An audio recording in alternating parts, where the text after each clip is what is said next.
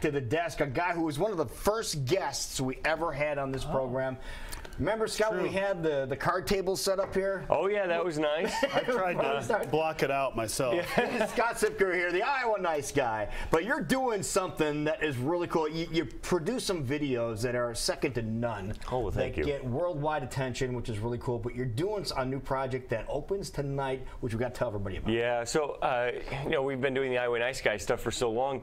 It's one of those things that I feel like we know what we're doing now. So that means it's time to try other things. So I've been doing theater for about 15 years, but had to take time off the last 2 years to do Iowa nice guy stuff and other film projects. So we thought, let's produce a play. Which one? Maybe the easiest one, Macbeth. Okay, there's 25 people in it, and swords, and costumes, and all this stuff. You know, it's Shakespeare. And it's Shakespeare, everything. Okay. It's epic in nature. And so we jumped in the deep end. Kristen Larson, who's the director, also is producing it with me. We had a cup of coffee about 7 months ago, and we had this crazy idea, and somehow here we are now. It's opening night, and I am playing something completely different. As you can see, the beard is shorter. Like beard, yeah. So I have this shorter hair, trying to create more angles, because one of the first descriptions you hear of Macbeth is he's done with the battle, and you hear that he can chop a man from the nave to the chops with just his broadsword. So you know, he had to, I had to train quite a bit for this. Yes, that's right. And it's one of those. Yeah, so it's been a great challenge, and we have. I mean, it's one of those plays that all the actors are exhausted when we walk off stage. There's battles, there's lots of fights. Obviously, the language itself can be exhausting. Sure. The story itself, you know, there's lots of murders. Essentially, everybody dies. Spoiler alert. And, it's like Game of Thrones.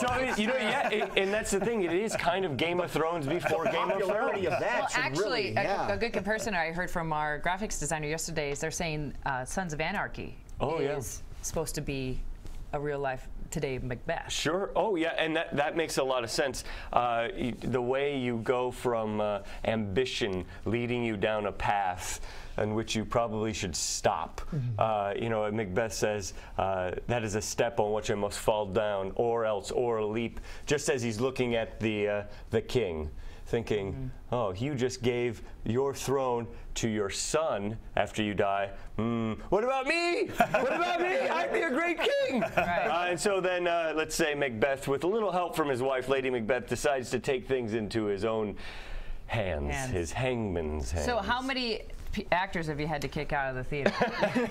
None so far. None so far. I have to say, it's one of those things you see now. Those are the three witches who prophesy that Macbeth will become king.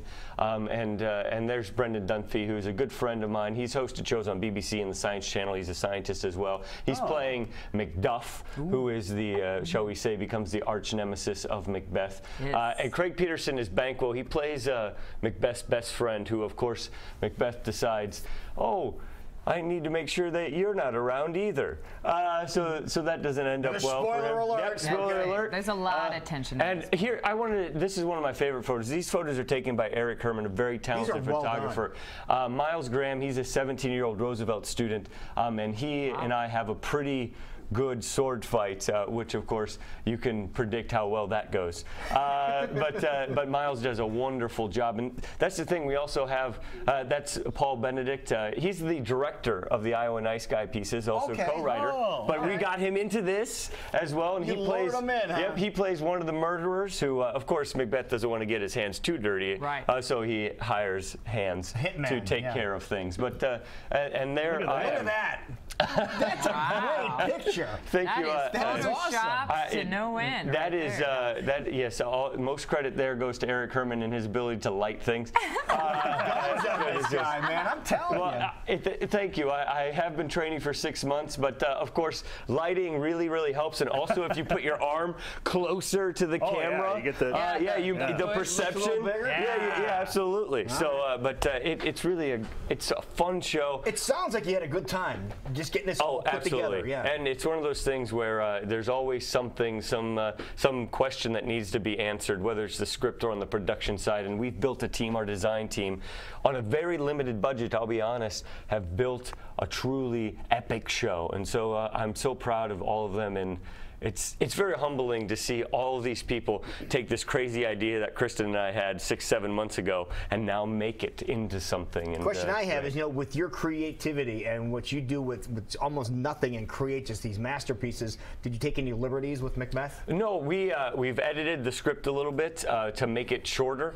It is already the shortest script that Shakespeare has, but there are a few scenes that we felt like we could probably trim those and still tell the story, which is kind of normal. There's one scene specifically that normally always gets cut with Hecate and the witches.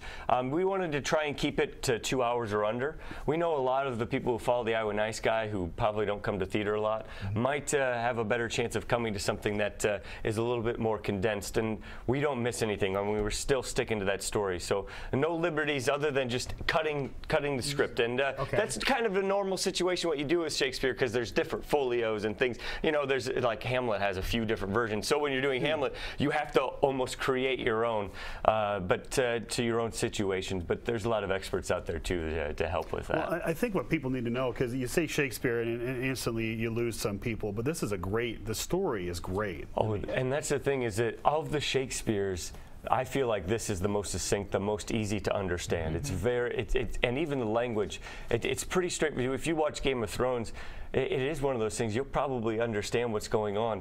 I mean, Macbeth, gets a prophecy that he's going to become king, which puts this thought in his mind. Well, maybe I will. No, I can't kill the king. He's too great. And then Lady Macbeth's like, no, we could be king and queen. No, we could do this. So then, of course, he does kill the king, and you can imagine what happens to the mind, scorpions of the mind, as Shakespeare says. And it's one of those things that just kind of goes out of control. He just starts killing everybody. Yeah. That's a threat to his throne. And it opens tonight. Tell everybody where it's going to be at, because it's a different place. Yep. So we're doing it at the Viking Theater on the campus of Grandview. Which is perfect. It is. Yes. They just redid it. And if you know anything about Grandview, they are really remodeling. And there's Tiffany Flory, who's playing Lady Macbeth. So we start tonight, run through the 21st, 7:30 shows on Wednesdays through. And just a tent spot for students. That's a good deal. Yeah, absolutely. So if you want to come out, you can go goldfinchtheatercompany.com. Also, I made it easy by doing iowaniceguy.com. We'll also take you there. Okay. Of course, you jump on those. So I really, truly love the support. This is a great story, and all the people have put in countless hours. It's like I said before, it's just, I walk onto the set every day and I'm like, how in the world did this happen? And then I look around and I see Ian Mostrom, Alex Snodgrass, Jill Frank doing all this costume and lighting and set design, and so many other people. It's just like, wow. And you're doing this, of course. Our budget's small enough, so we're not getting paid. Other than I'll say we've structured it so that any ticket proceeds will be split evenly through the cast and crew. Evenly. I'm not getting any more than say our young lad who plays Macduff's son, who of course maybe not have a good end either. But maybe. Yeah, maybe. Very briefly, your thoughts on the departure of Bo Pelini? Well, that's the weird thing, is this year Bo Pelini felt like he was a little bit cooler. I felt like I didn't. He changed. It felt like he took some advice, and he wasn't as crappy on the sidelines to officials, and just being weird in that sense. And he, for the spring game, he came out and held up the cat. All this self-aware, tongue-in-cheek stuff. I was like, all right. I'm not going to make fun of you as much. And then, of course, now at 9 wins, they fire him. I don't think that's going to work out very well. But I wish Bo Pelini the best of luck. Yeah. Well, there you go. So no curses with this Scottish play. All great things. That's exactly right. Well, let's hope so. I do have some bruises all over. My thumb is kind of all janked up. But it's one of those things. It's Macbeth. You leave it all out on the stage, and hopefully people come out and watch us do that. Very cool. Thank you, Macbeth, for being here. Yeah, I appreciate it. Thanks, man.